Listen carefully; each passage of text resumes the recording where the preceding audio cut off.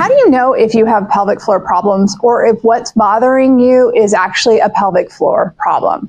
Today, we're going to be talking about the top 5 signs of pelvic floor dysfunction, so you know if it's time to go seek help from a specialist. Here we go. The top sign of a pelvic floor dysfunction is an inability to control your bladder. Now, often for women, this starts with laughing, coughing, sneezing. You just lose a little bit of urine, but as things progress, it may become difficult to run, jump, play with your kids, and over time, it will often progress with difficulty making it to the bathroom in time. This is the first sign of a pelvic floor dysfunction, and it is definitely the sign where you should start to get help.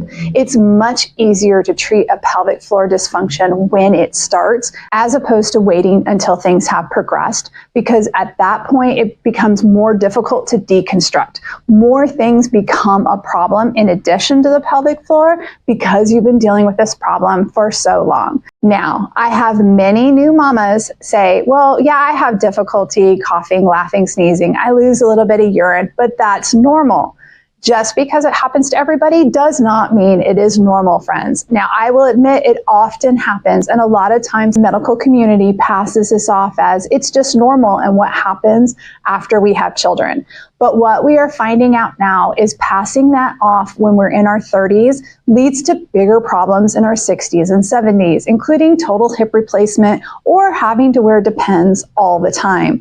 And I can tell you, I have seen so many women who are struggling in their 60s, 70s, and 80s who did not know. Back in the day, we didn't talk about these things, and we definitely did not seek out help for that. So luckily, many doctors are way more aware of the long-term effects of this problem, and they are encouraging women to seek help earlier, which is fantastic. However, not all the doctors are on board. So if you're still hearing that this is normal after childbirth or this is normal with aging, I want to encourage you, no, it is not normal. I want you to seek help as quickly as you can in order to get this problem corrected now and make sure that it doesn't get worse. The second sign of pelvic floor problems is honestly the one that most often brings people into my office, and that is a bulging or a pressure or a heaviness in the pelvic floor.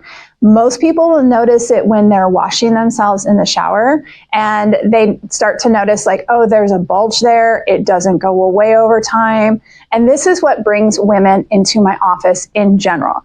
Usually they do have the urinary incontinence issue that I described before. However, it doesn't really bother them, doesn't impact their life. They're able to make some small changes. But when you start noticing some bulging and things have shifted around, people start getting really concerned really fast. So this is a thing that brings people into my office most regularly. Now, the third sign of pelvic floor dysfunction most people do not know about, and that is constipation. There are many women who have been struggling with constipation for a long time, maybe with or without urinary incontinence, maybe with or without bulging, and they don't know that the reason for their constipation is a pelvic floor issue. Now, I admit that just because you have constipation does not necessarily mean you have a pelvic floor dysfunction. Constipation is complex, right? There's so many things that can be causing it. It can be dietary, it can be neurological.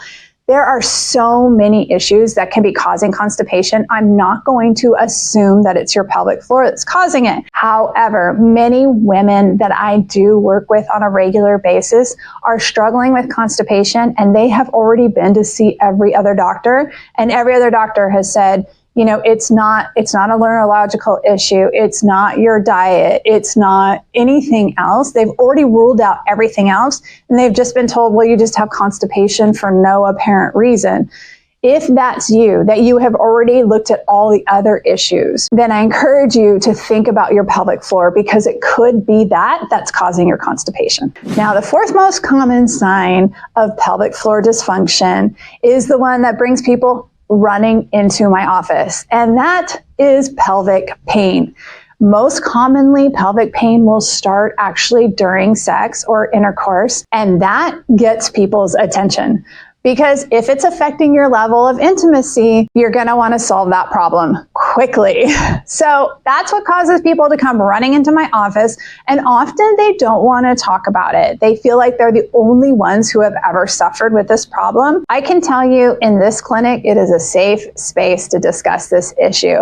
I hear it all the time. To me, it's extremely common. Now, of course, that's because of the people I treat, but I can tell you, you are not alone. And if you are struggling with pain during intimacy, and especially pain that is keeping you from wanting to be intimate, you definitely need to seek help from a specialist. There's no reason that intimacy needs to be painful.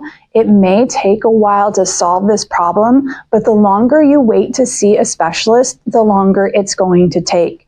I have seen patients wait many, many years to get help with this because they were embarrassed or ashamed, or they just didn't know who to talk to about this issue. And it took a lot to really get them to the point where they could have intimacy pain-free. The sooner you treat this, the sooner it's going to go away. And frankly, friends, intimacy is important, and being able to have that connection with your partner is important.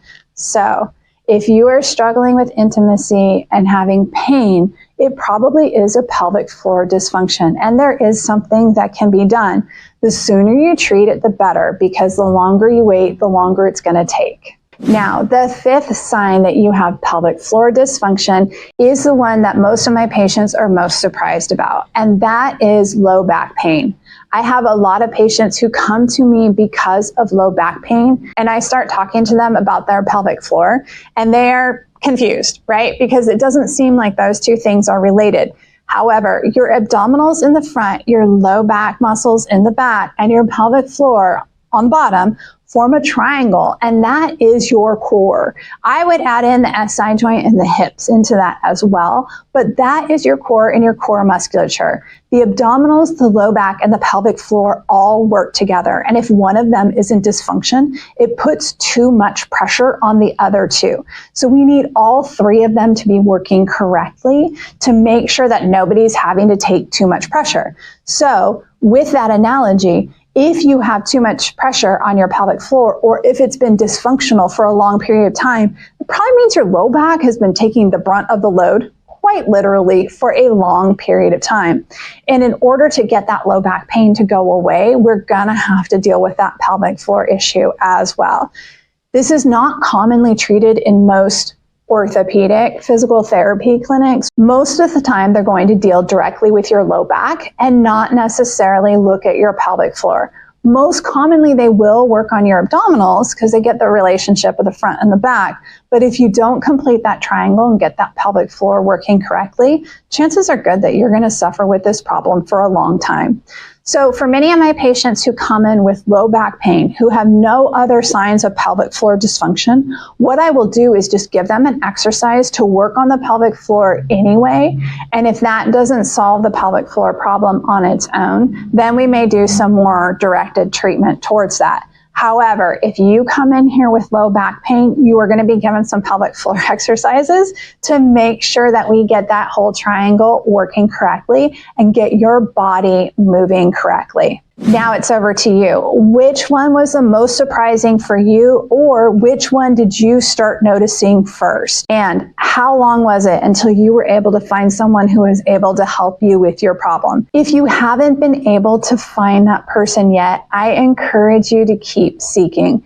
It can be really difficult to find a pelvic floor specialist who understands how everything is all connected, because even if you know you're having pelvic floor problems, it doesn't necessarily tell you why you started having them in the first place. It's not necessarily just because you had kids. It's not necessarily just because you had kids 20 years ago. There could be other things going on, and we want to make sure that we deal with the whole body so that this problem doesn't come back in the future. Now, there's one exercise that I give to all of my pelvic floor patients, all of my low back patients. Pretty much all the females who come into my clinic are going to end up seeing this exercise at one point during their treatment. I definitely recommend you check it out. It's my favorite exercise to maintain pelvic floor health over your lifetime.